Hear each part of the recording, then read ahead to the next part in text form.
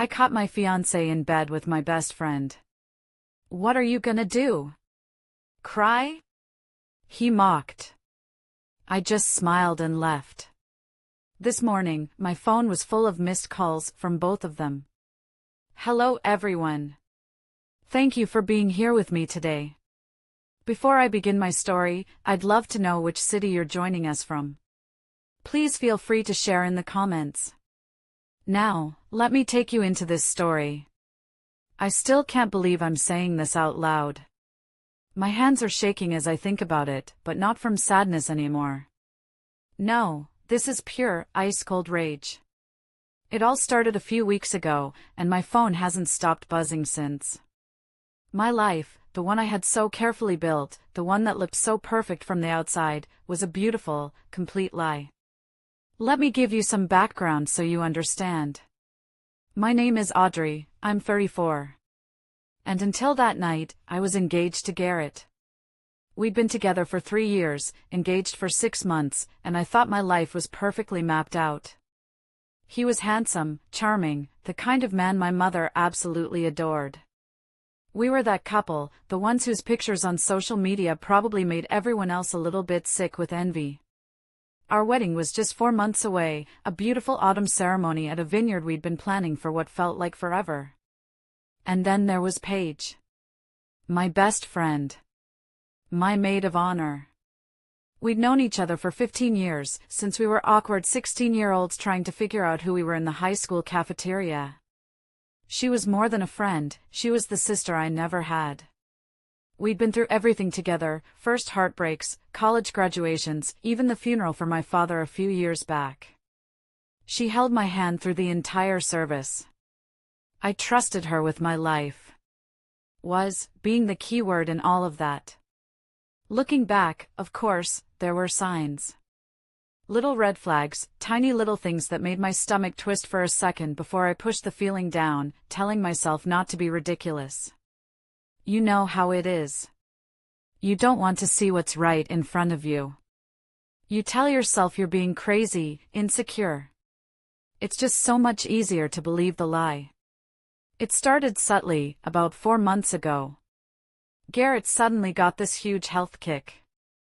He decided he needed to get in perfect shape for the wedding, which I supported, of course. And who did he hire as his personal trainer? Paige. She'd gotten her certification a couple of years back and was trying to build her client list. At the time, it seemed perfect. My 2 favorite people, working together toward a common goal. I was so proud of them both. What an absolute fool I was. Soon, he started coming home later from his office. Client meetings running long, he'd say, kissing me on the forehead as he dropped his briefcase by the door. Then it was late nights at the gym with Paige. She's really pushing me, babe. I'm gonna look amazing in that tux, he'd grin, flexing his bicep in the mirror, and I'd smile back, telling him how handsome he already was. I didn't question it. Why would I? His phone was always face down on the counter. Always. If we were watching a movie and he got up to get a drink, he'd flip it over. He'd get texts late at night, and I'd see him smile, that little secret smile at the screen from the corner of my eye. If I walked into the room while he was texting, he'd lock it so fast you'd think it was a reflex. Classic, right? A total cliché. But when I'd ask, just gently, who are you texting so late, he'd flip it around on me. The gaslighting was an art form, really. Why are you so controlling, Audrey? Don't you trust me? God, you're getting so insecure lately. Is it the wedding stress? And like an idiot, I'd apologize. I would apologize for feeling suspicious, for my gut telling me something was deeply wrong. I remember one night, about a month before it all blew up. The 3 of us were having dinner at our favorite Italian place. We were laughing, drinking wine, talking about the final details for the wedding. Garrett put his arm around me and said to Paige, I'm the luckiest man in the world. I'm marrying the most amazing woman, and I've got the best friend anyone could ask for. He looked at me when he said the first part, but then his eyes slid over to Paige when he said the second. They held the gaze for just a second too long. My stomach did that familiar twist. A cold dread washed over me for a heartbeat. But I just took another sip of wine and told myself it was nothing. It was just the wine making me silly. The week it happened, I was supposed to be out of town for a 2-day work conference. It was a boring, corporate event in a stuffy hotel 2 states away. I hated these things, but it was important for a potential promotion I was up for, a significant step up that came with a much higher salary.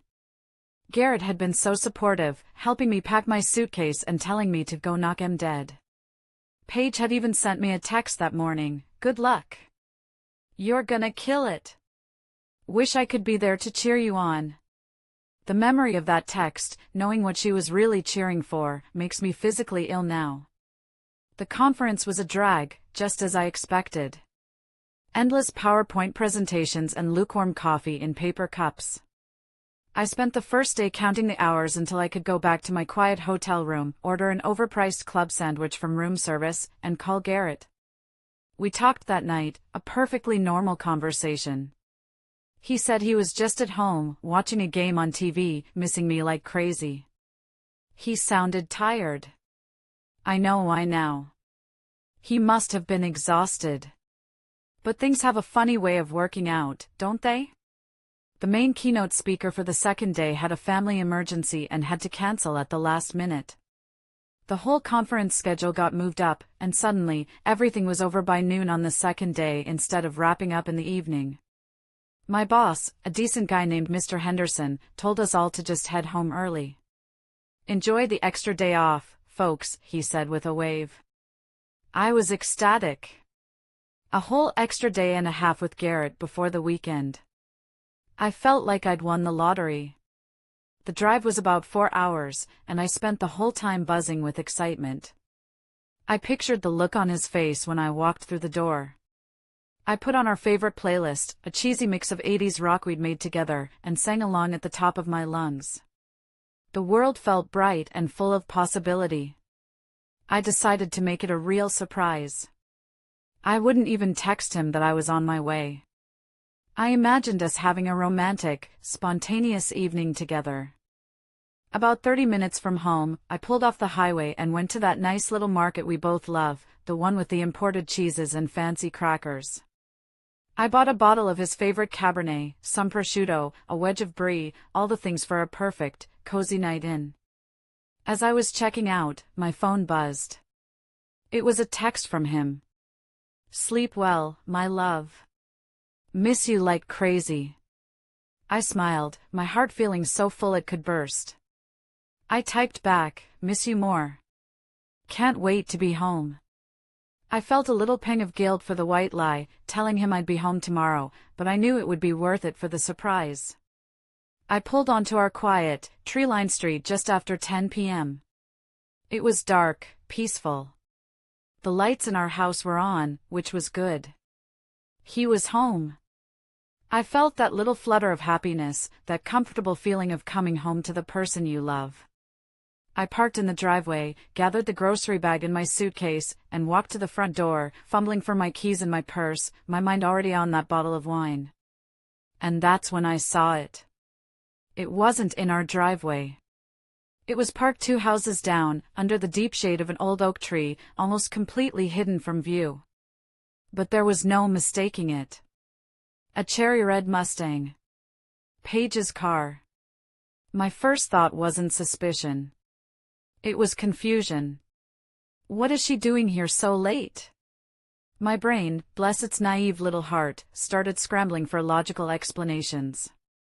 Maybe she and her husband, Wesley, had a fight, and she came over to talk to Garrett. Maybe her car broke down and Garrett went to pick her up. Anything, absolutely anything, but the truth that was screaming at me from the shadows. I stood there for a long moment on my own front porch, the cool night air on my skin, the keys cold in my hand. The grocery bag suddenly felt like it was filled with rocks. I took a deep breath and told myself not to be ridiculous. I put the key in the lock and turned it as quietly as I could. I don't know why I was being so quiet. Maybe some primal instinct was telling me not to announce my arrival, not to interrupt whatever was happening inside. The house was silent. The downstairs was dark, except for the faint glow of the kitchen's under-cabinet lighting. I took off my heels, leaving them by the door, and set the groceries on the granite counter. "Garrett?" I called out softly. No answer. I frowned.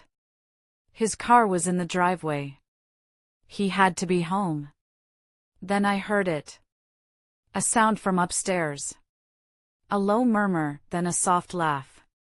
It was a woman's laugh. And I knew that laugh better than I knew my own. It was Paige's laugh. My blood went cold. It felt like all the warmth in my body just evaporated, replaced by a terrifying, icy dread. Every excuse my brain had manufactured just shattered into a million pieces. There is a moment when you hover between disbelief and the horrifying certainty of the truth. I was in that moment, standing in my dark kitchen, listening to the sound of my world ending, one laugh at a time. I started moving. I don't remember deciding to. It was like my body was on autopilot, being pulled by an invisible string. I left my suitcase, the wine, the cheese, and walked towards the stairs. My footsteps made no sound on the thick runner. My own heartbeat was a deafening drum in my ears. The closer I got to our bedroom door, which was slightly ajar, the clearer the sounds became. His voice, her voice. Whispering. Another laugh.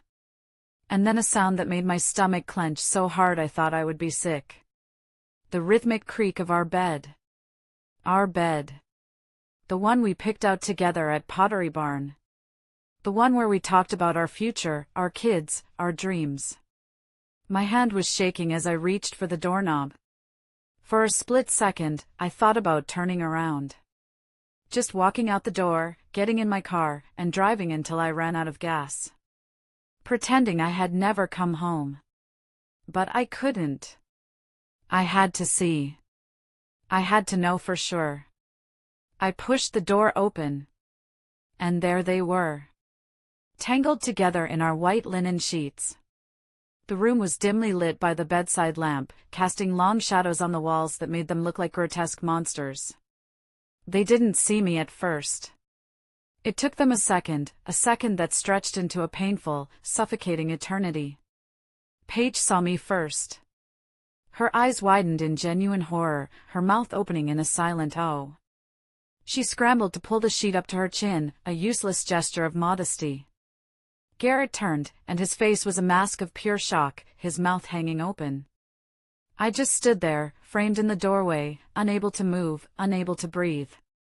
The silence in the room was absolute, heavy, choking me. All I could hear was the blood rushing in my ears, a roaring sound like the ocean. Garrett finally found his voice, and the first words out of his mouth weren't an apology.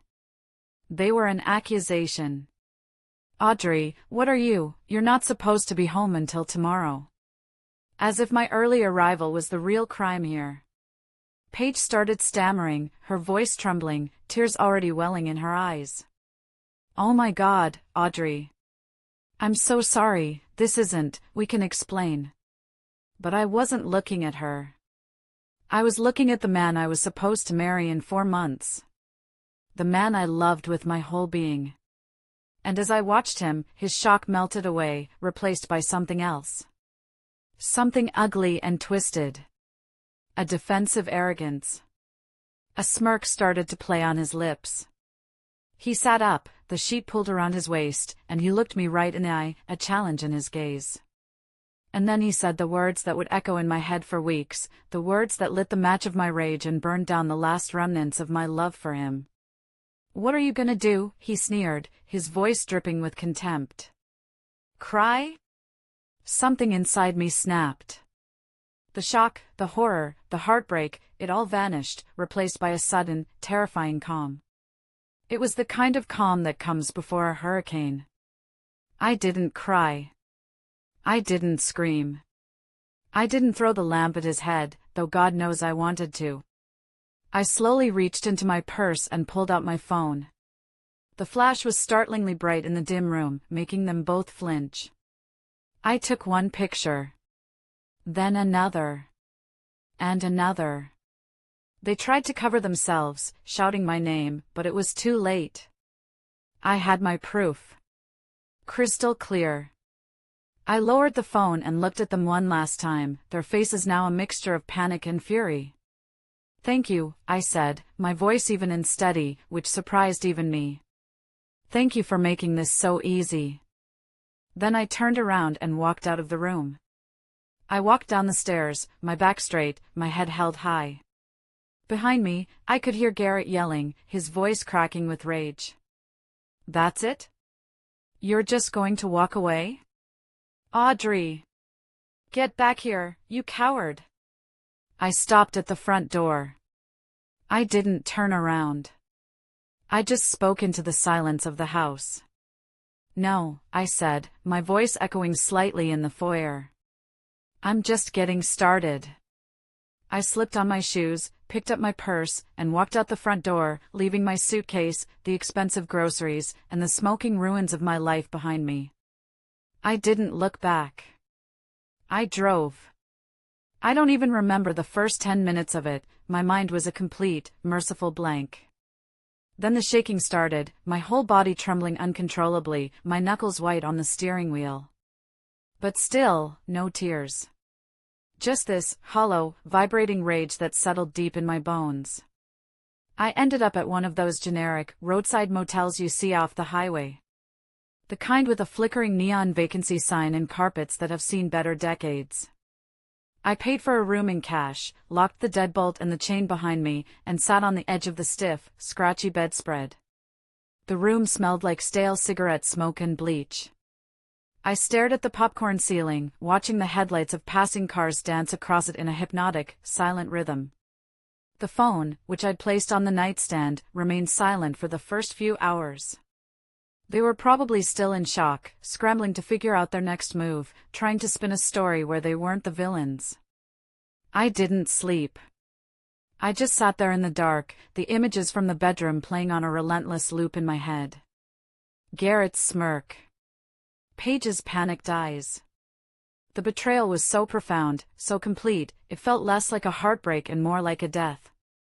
The person I was just a few hours ago, the happy, trusting, in love Audrey, she was gone. A different person was sitting in that motel room.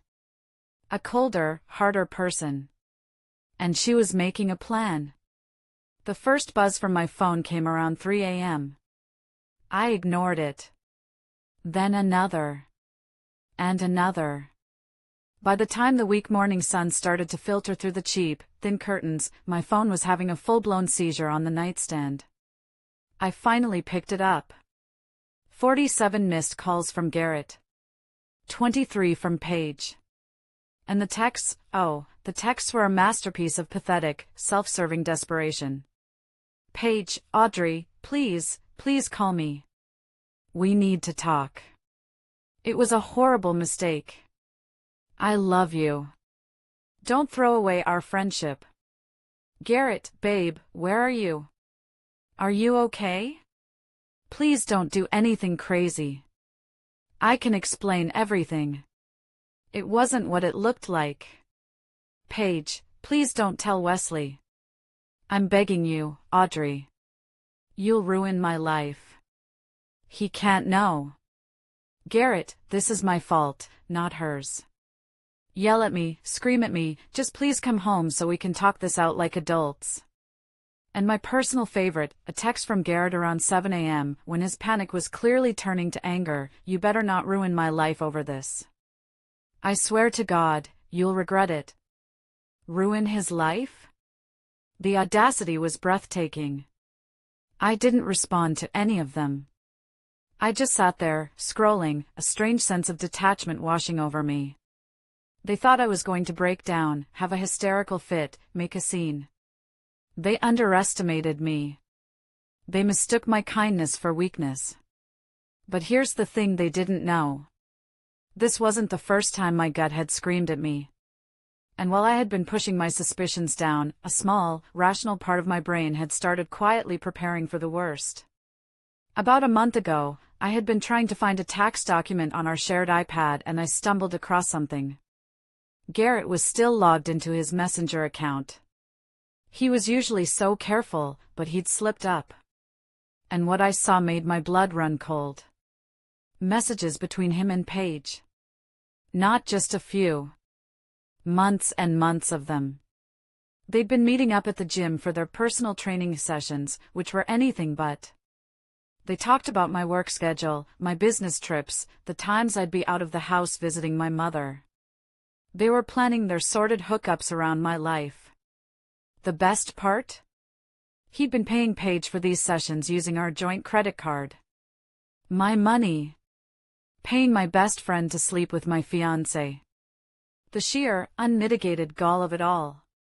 I had taken screenshots of everything that day, my hands shaking so badly I could barely hold the iPad steady.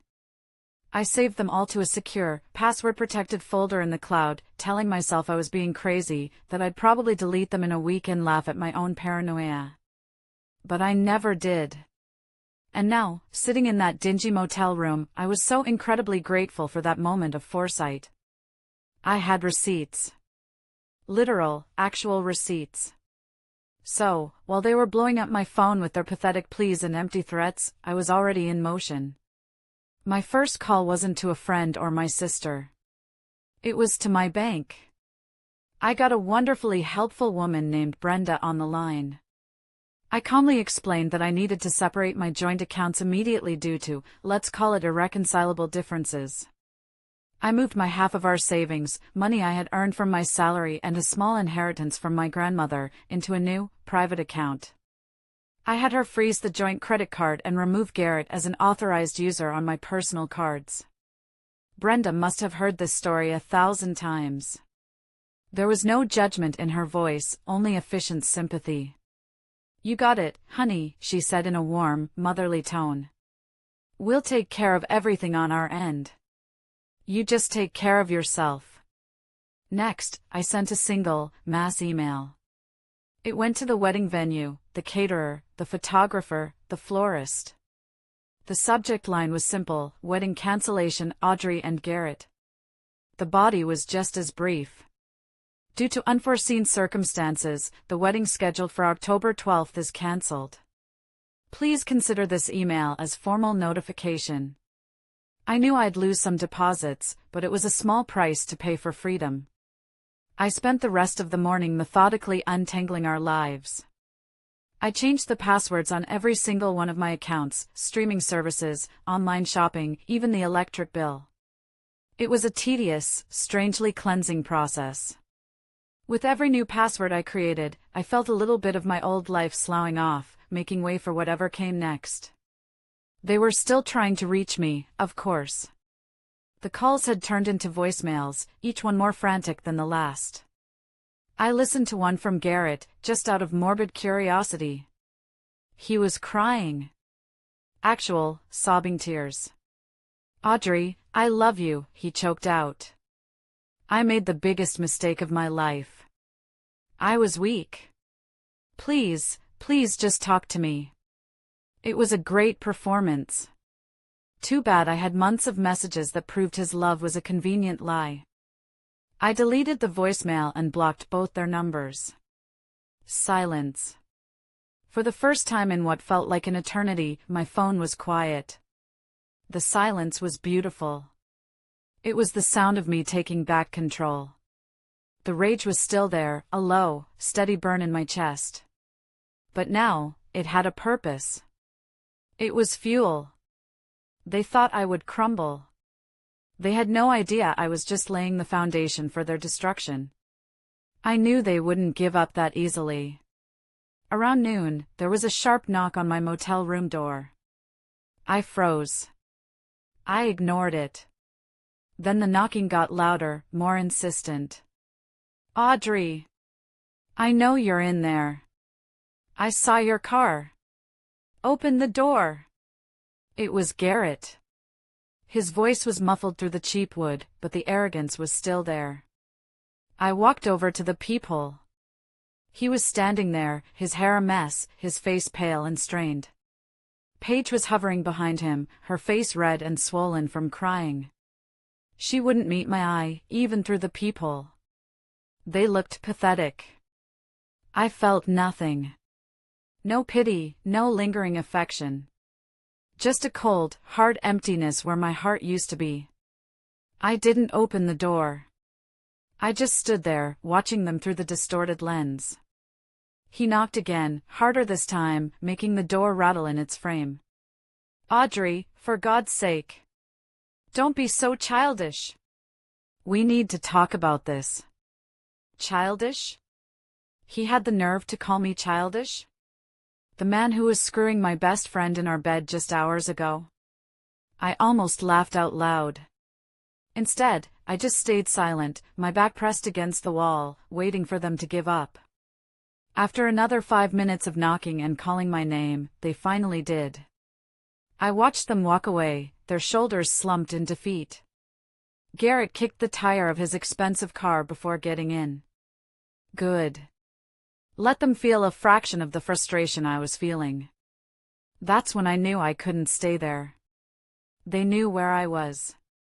I needed a safe place, a real sanctuary. I packed my small overnight bag and checked out of the motel, not even bothering to get a refund for the second night. There was only one person I could trust completely, one person who would have my back no matter what. My older sister, Brooke. Brooke lived about an hour away in a neighboring city. She was a no-nonsense divorce lawyer, ironically enough. She was tough, pragmatic, and had a BS detector that was second to none. She'd never been a huge fan of Garrett, always saying he was too smooth for his own good. Turns out, a lawyer's intuition is usually spot on. I called her from the car as I got on the freeway. Hey, I said, trying to keep my voice steady.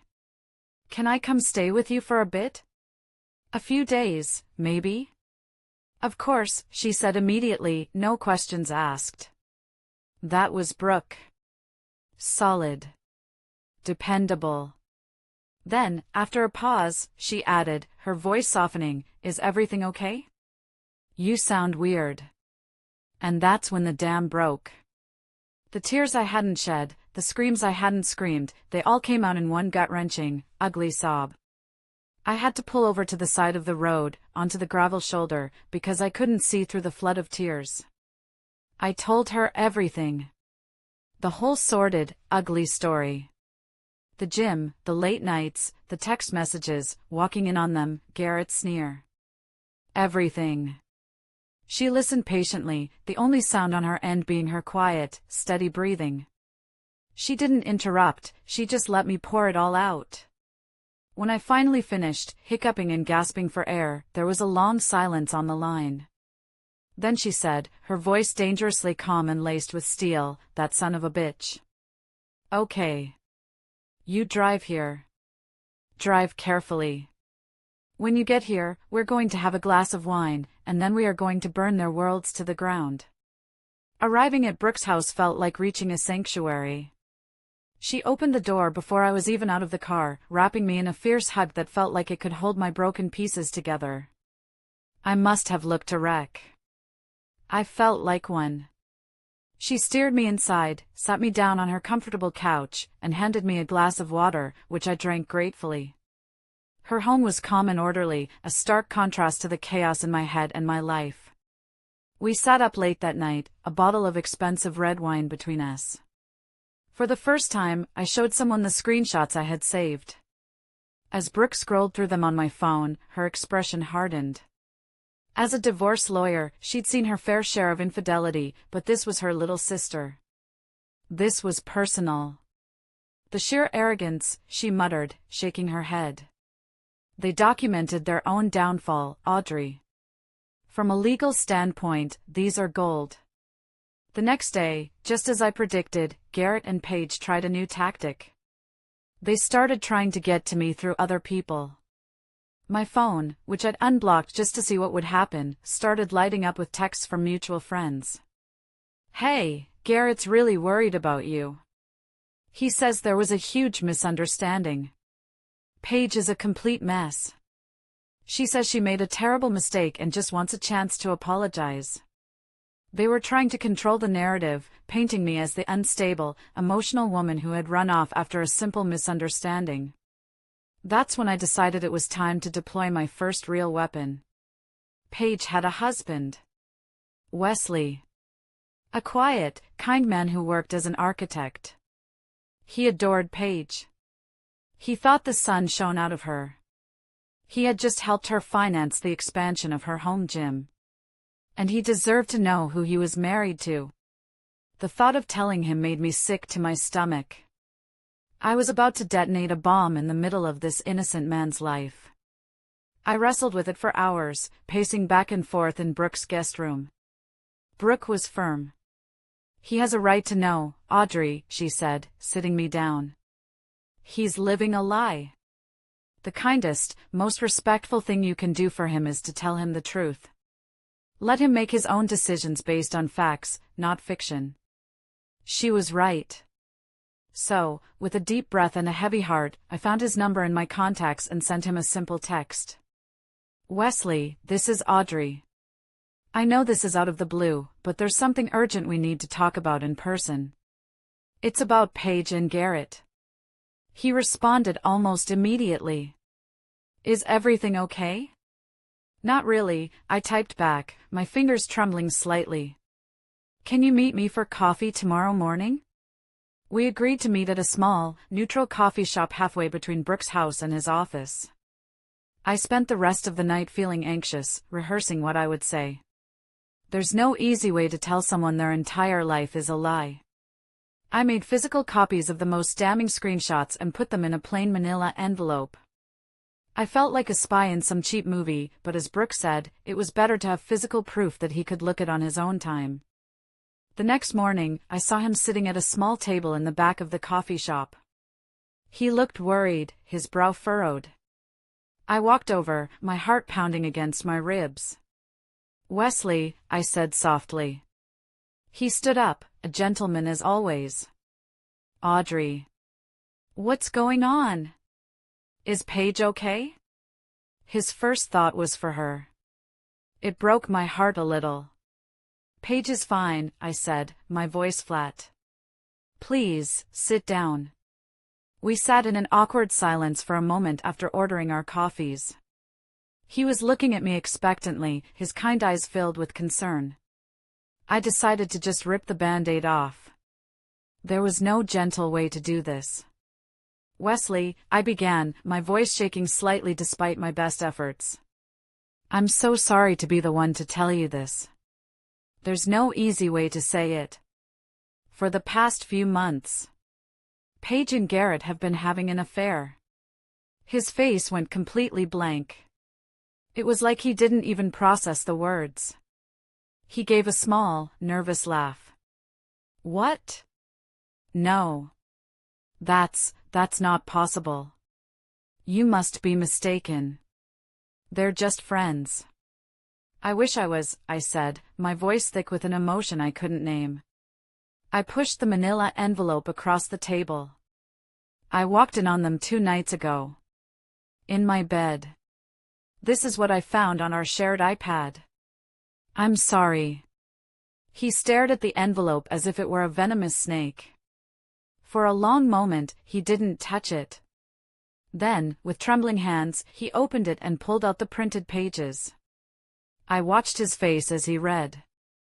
I saw the confusion slowly turn to dawning horror, and then to a deep, soul-crushing pain. He kept shaking his head, whispering no, no, no under his breath. He scrolled through timestamps, messages planning their meetups while he thought she was at yoga or out with friends. He saw the messages where they mocked him. He saw the pictures I took in the bedroom. He looked up at me, his eyes filled with a pain so raw it was hard to look at. "All those nights she said she was working late," he whispered, his voice cracking. He didn't need to finish the sentence. We sat there in silence for a few more minutes. I just let him process, giving him the space he needed.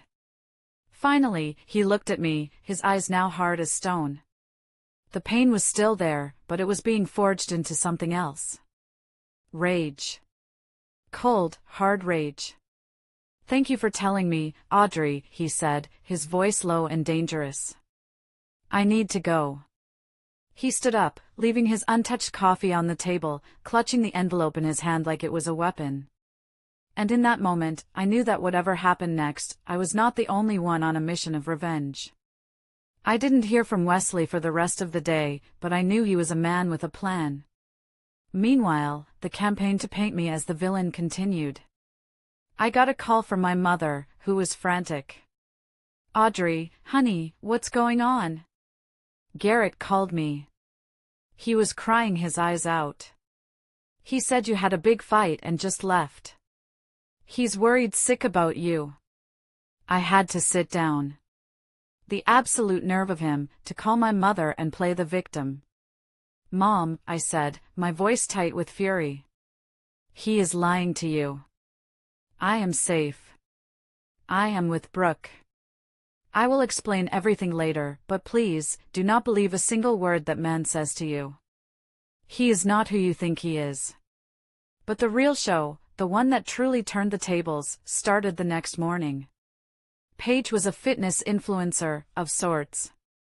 Not famous, but she had a decent local following on Instagram. She did live workout sessions every morning at 10 a.m. from the expensive, state-of-the-art home gym that Wesley had so proudly built for her just last year. Brooke and I were sitting at her kitchen table, drinking coffee, when my phone buzzed with a notification. A friend had sent me a link. You need to see this. Now. It was a link to Paige's Instagram Live. She was on, all right. But it wasn't a workout session. The video was shaky, clearly filmed by Wesley on his phone. Paige was on the floor, sobbing hysterically, surrounded by expensive suitcases and boxes filled with her designer clothes. Wesley was standing over her, his voice cold and clear, devoid of any emotion. Tell them, he said. Tell your adoring followers the truth. And he made her. In front of over 200 live viewers, a weeping, broken Paige had to confess to having an affair with her best friend's fiance for months. Wesley held up the printed screenshots to the camera, one by one, a narrator in his own personal horror film. This is who she really is, he said, his voice breaking just once. This is the inspirational person you've all been following. Then, for the grand finale, he picked up one of her prized, brightly colored kettlebells, walked over to a large, floor-to-ceiling mirror on the wall, and threw it straight through the center. The sound of shattering glass was deafening. The screen went black. The video was screen-recorded by dozens of people. Within an hour, it was all over our town's community Facebook group, shared with captions like "Local fitness influencer's affair exposed." It was brutal. It was humiliating. And a part of me, the part that had been so deeply hurt, felt a dark, satisfying thrill watching her perfect, curated world shatter just as mine had. Paige's career was over in the space of 10 minutes. Her Instagram was flooded with snake emojis and thousands of hateful comments before she finally deleted her account entirely. She had lost everything. Her husband, her beautiful home, her reputation, her source of income. All for Garrett. I wondered if she thought it was worth it. Of course, this just sent Garrett into a full-blown panic. Now the story was out, and he couldn't control it anymore. He tried to do damage control. That evening, he posted a long, rambling statement on his own Facebook page. It was a masterclass in non-apology. He talked about how people make mistakes when they are lost and how he had been going through a confusing and difficult time. He tried to paint himself as a tormented soul who had fallen for the temptations of another woman, and he even had the audacity to hint that our relationship had been strained for a while and that I was emotionally distant. He was trying to lay the groundwork for a narrative where this was somehow, some way, my fault. I read the post, sitting on Brooke's couch, and I just laughed. It was so pathetic it was almost comical. Confusing time? I said to Brooke, reading a line out loud. The only thing confusing is how he thought he'd get away with this. Brooke smiled, a slow, dangerous smile that I knew meant she was plotting. Oh, honey, she said. He thinks that sad little post is damage control? He has no idea what's coming. It's time to show them what a real, emotionally distant woman can do. She was right. His little pity party on social media was the last straw. He wanted to play games? Fine.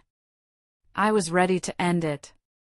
I still had my trump card, the one I had been saving for the perfect moment. Remember our engagement party? It was a beautiful event at a local winery, filled with our friends and family. Everyone gave speeches. And Garrett, my handsome, charming Garrett, had given the most beautiful, heartfelt speech of all. He had stood up, champagne flute in hand, his eyes misty, and talked about how I had saved him, how I was the most loyal, trustworthy woman he had ever known. He'd looked me right in the eye and said, "Audrey, you are my rock, my conscience, my everything. I will spend the rest of my life proving I am worthy of your love." Everyone had cried. My own sister had recorded the whole thing on her phone. I spent the next 2 hours in Brooke's home office. I downloaded the video of his speech. Then, I meticulously went through the months of screenshots from the iPad. I found the messages he had sent to Paige on the very day of our engagement party. Messages planning to meet her the next day while I was at my bridal shower. Messages where they made fun of the expensive gift my parents had given us. I opened up a simple video editing program on Brooke's computer. I took clips of his heartfelt, tear-jerking speech and intercut them with damning screenshots of his vile, cheating messages. The contrast was sickeningly effective. Clip of Garrett, smiling tearfully, "Audrey, you are the most loyal, trustworthy woman I have ever known." Cut to a screenshot of his message to Paige, "Can't wait to see you tomorrow. Audrey will be gone all day. Wear that little black workout top I like." Clip of Garrett, raising his glass, "I will spend the rest of my life proving I am worthy of your love." Cut to a screenshot of his message to Paige, sent an hour before the party, "Dinner with her parents tonight. Kill me now. LOL. At least they paid for the good wine." I set the whole thing to a sad, mournful piano track. It was a 3-minute masterpiece of emotional destruction. When I was done, I uploaded it to YouTube, set it to unlisted, and then simply posted the link in the comments section of his self-pitying Facebook post. I didn't add a single word. I just dropped the bomb and walked away from the computer. It took less than 5 minutes for the first comment to appear under my link. Oh my God. Then another. And another. His post, which had been getting a few sympathetic comments from his clueless friends, was suddenly a war zone. People were horrified. Friends who had been at our engagement party, who had witnessed that speech firsthand, were now seeing the rotten truth behind it. The video was shared. And shared again. It went nuclear. By the next morning, he had deleted his entire Facebook profile. But it was too late. The video was everywhere. He called me that afternoon, from a blocked number. I almost didn't answer, but my curiosity got the better of me. "Hello?" I said. It was him. And he was crying. Not the fake, manipulative sobs from the voicemail. This was the sound of a man who was utterly, completely broken. "Please," he begged, his voice thick and choked with tears. "Please, Audrey, take it down. My boss saw it. My family, my parents won't even speak to me. You've destroyed me." I held the phone to my ear, listening to his pathetic whining. I thought about the pain he had caused me. I thought about the humiliation. I thought about his smug, arrogant smirk in our bedroom. I felt a wave of pure, cold satisfaction wash over me. I let him cry for another few seconds, savoring the sound. Then, I took a deep breath. "What are you gonna do?" I asked, my voice calm and quiet. "Cry?" Then I hung up. The moment I disconnected the call, a profound silence filled the room. It was the kind of quiet that follows a massive explosion. It was over. The war was won. Garrett and Paige had built their own funeral pyre, and I had simply provided the match. If you have listened this far, please do me a favor and hit that like button, and then comment the number 1 down below. That way, I'll know you gave me a like, and I'll know that you're here with me, walking through this journey. Your support is a bigger encouragement than you can imagine. Please, comment with a 1, and let me tell you the rest of my story. The aftermath was quiet. For me, at least. For them, it was a hurricane of consequences. The video didn't just go viral among our friends, it somehow made its way to the corporate headquarters of Garrett's financial firm. He worked in a field where reputation and trust are everything. His boss, a conservative, family values kind of man, called him in for a meeting the day after the video went public.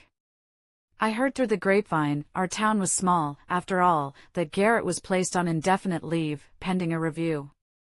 Everyone knew what that meant. His career, the one he was so proud of, was circling the drain. His impressive salary was about to become a thing of the past. Paige, after her public humiliation, had gone completely dark. She'd fled to her parents' house in another state to escape the fallout.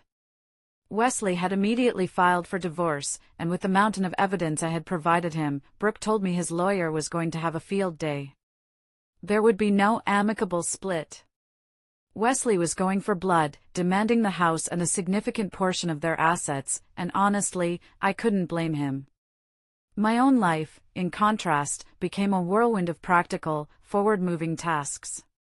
With Brooke's expert legal guidance, I began the official process of disentangling myself from Garrett. We had owned our home together, and untangling that asset was going to be messy. I hired movers and began the arduous process of packing up 3 years of my life into cardboard boxes. It was a strange, bittersweet, and ultimately cleansing experience. One moment I'd be picking up a photograph of us smiling on vacation in Mexico, the memory making my chest ache, only to toss it into the trash bag a second later. The next, I'd be folding a sweater I had bought for him for Christmas, only to put it in a box labeled donate. Each item was a memory, and I was methodically purging them from my life. Our mutual friends, predictably, chose sides. The vast majority of them, after seeing the undeniable proof in the video, sided with me. My phone was flooded with texts and calls, all expressing shock, horror, and unwavering support. A few tried to play devil's advocate, a role I no longer had patience for. One friend, Sarah, called me, her voice hesitant. "Are you sure you want to throw it all away, Audrey?" she asked. "People make mistakes. Maybe you guys could go to therapy." "This wasn't a mistake, Sarah," I told her, my voice firm and clear. "It was a calculated deception that went on for months. And I'm not interested in being married to a man who conspired with my best friend to betray me. We're done." The conversation ended quickly after that. I was learning to set boundaries, to protect my own peace. The hardest part was telling my parents. They had loved Garrett. My dad had treated him like the son he never had. I drove to their house and sat them down in their cozy living room, the same room where Garrett had so formally asked for my hand in marriage just 6 months prior. I told them the truth.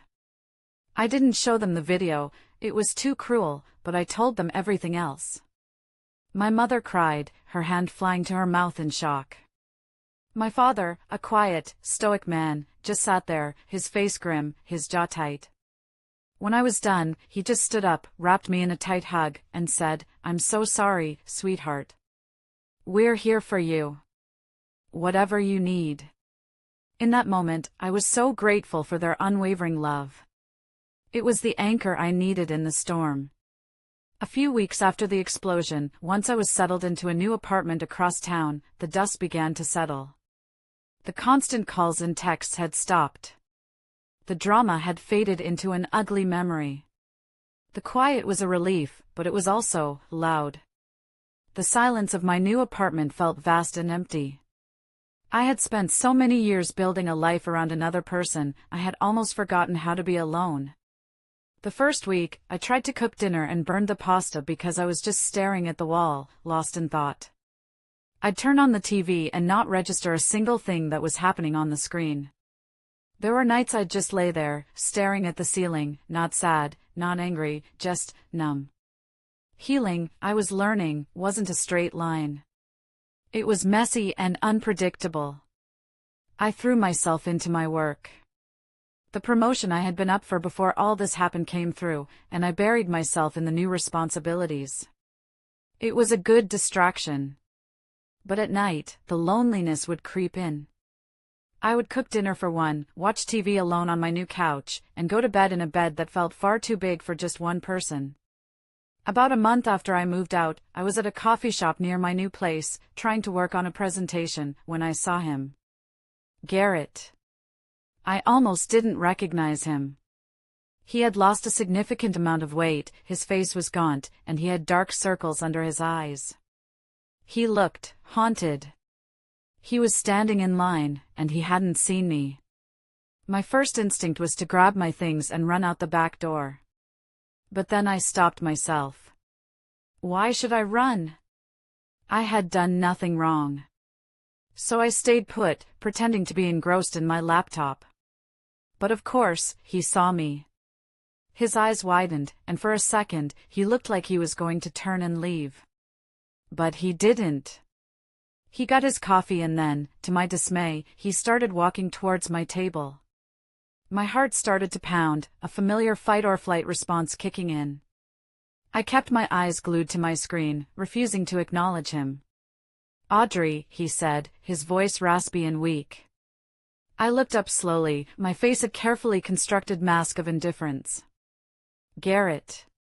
Can I sit down for a minute?" he asked, gesturing to the empty chair. "I'd rather you didn't," I said, my voice as cold as ice. He ignored me, pulling out the chair opposite me and sinking into it. He just stared at me for a long moment, as if he was seeing a ghost. "You look good," he finally said. "I'm busy," I replied, turning my attention pointedly back to my laptop.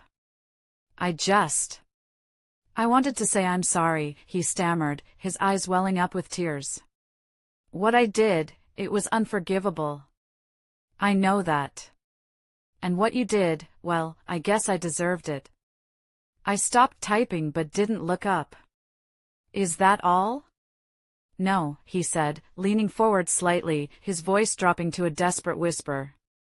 "I lost everything, Audrey. My job, my friends, my reputation. I'm broken. Paige and we're not together. We couldn't even look at each other after everything blew up. It was all for nothing." He looked at me, his eyes pleading, searching for some sign of pity, some flicker of the old Audrey who would have comforted him, who would have felt sorry for him. He found nothing. I finally closed my laptop with a soft click and met his gaze. "That sounds like a you problem, Garrett," I said, my voice devoid of any emotion. "You made your bed. The fact that you don't want to lie in it anymore is not my concern. We have nothing more to talk about." I stood up, packed my things into my bag, and looked down at him one last time. He looked like a stranger, a ghost from a life that was no longer mine.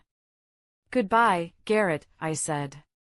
Then I turned and walked out of the coffee shop, leaving him sitting there alone amidst the ruins of the life he had so carelessly destroyed. As I stepped out into the bright afternoon sun, I didn't feel anger or sadness. I felt free. Truly, completely free.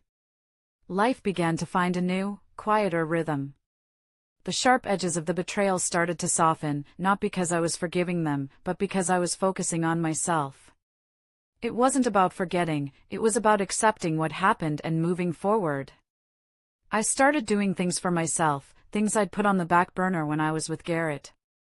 I joined a hiking club and spent my weekends exploring the beautiful trails outside the city, breathing in the fresh air and feeling the solid ground beneath my feet. I reconnected with old friends who had drifted away during my relationship. I started rediscovering who Audrey was when she wasn't part of a we. My sister, Brooke, was my rock through it all. We had weekly dinners, and she never let me wallow in self-pity. She celebrated my victories, big and small, from a successful presentation at work to simply making it through a weekend without feeling that pang of loneliness. She reminded me of my own strength when I forgot it. It was on one of those hiking trips, about 6 months after the breakup, that I met Sawyer. He was a landscape photographer, a kind, quiet man with warm eyes and a gentle smile that crinkled at the corners. We fell into step on the trail and started talking. The conversation was easy, natural. He was funny and smart, and for the first time in a very long time, I felt a little spark of interest, a tiny flicker of hope. We went out for coffee the next week. I was nervous, my guard was up so high it was practically in orbit. I decided to just be honest. I told him, in a condensed, less dramatic version, that I had just gotten out of a very bad engagement. I figured it was better to scare him off early if he was going to be scared off at all. He listened patiently, his expression unreadable. When I finished, he was quiet for a moment. Then he just said, "I'm so sorry that happened to you. No one deserves to be treated like that." And that was it. No judgment, no invasive questions. Just simple, human compassion. We started seeing each other regularly. We took it slow, very slow. He was patient, understanding that I came with baggage and serious trust issues. He never pushed. He earned my trust, little by little, through his consistent, honest actions. He always left his phone face up on the table. He was open and honest about where he was and who he was with. They were small things, but to me, they were everything. He was everything Garrett pretended to be. One evening, a few months later, we were cooking dinner at my apartment. Music was playing softly on a speaker, and we were laughing about something silly I had done at work. He stopped chopping vegetables, turned to me, and said, "You know, I'm really glad that idiot broke your heart." I raised an eyebrow, surprised. "You are?" "Yeah," he said, his expression serious now, his warm eyes looking right into mine. "Because if he hadn't, I never would have met you." And in that moment, I knew I was healed. The scars were still there, a faint, silvery reminder of the battle I had fought and won. But they no longer hurt. They were just a part of my story, a chapter that was now closed. I still hear things now and then through the small-town grapevine. Garrett ended up moving to another state to try and start over, taking a much lower-paying job in a different field. I heard he's dating someone, but it's nothing serious. Paige is still living with her parents, her divorce finalized. She works as a receptionist at a dentist's office now. Their grand, passionate affair imploded, leaving nothing but wreckage and regret in its wake. I don't feel joy at their misfortune anymore. I just feel indifferent. Their lives are their own, and they have to live with the consequences of their choices. My life is mine. And for the first time in a long time, it is filled with peace, laughter, and a quiet, steady happiness. Sawyer and I are building something real, something based on honesty and respect. They thought I was weak because I walked away that night. They mistook my patience for weakness. They had no idea that sometimes, the quietest person in the room is the one with the most detailed plan. They wanted to know what I was going to do. I didn't cry. I didn't scream. I just rebuilt my life into something better, stronger, and more beautiful than anything I could have ever had with them. And that, I've learned, is the best revenge of all. Thank you for listening to my story. It means the world to me to be able to share it with all of you. If you've ever been through something similar, or if this story resonated with you in any way, please leave a comment below. I read every single one, and your stories give me strength.